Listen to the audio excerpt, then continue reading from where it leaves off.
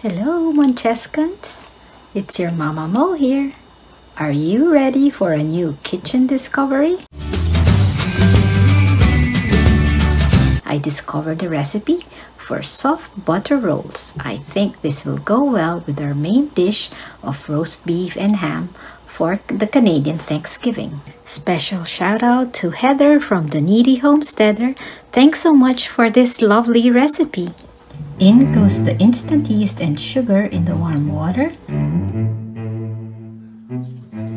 Then we add the bread flour, the dry milk powder, potato flakes, and the softened butter. Don't forget the salt and the egg.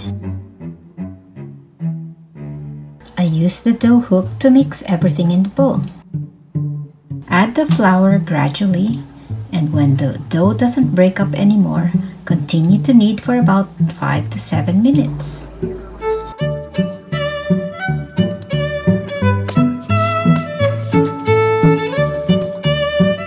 Then cover it with cling wrap.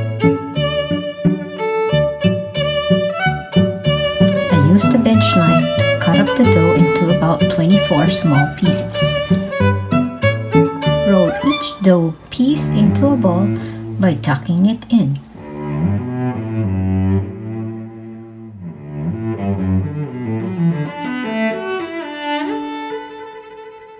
Remember to like and share. Canadian Thanksgiving happens every second Monday in October. Whatever your main dish will be, bread is always welcome. If you wanted to add toppings, you can do it before you put the dough into the oven. Bake the rolls for about 25 to 30 minutes. When it's done, brush the rolls with butter after you remove them from the oven. Cool the buns before eating.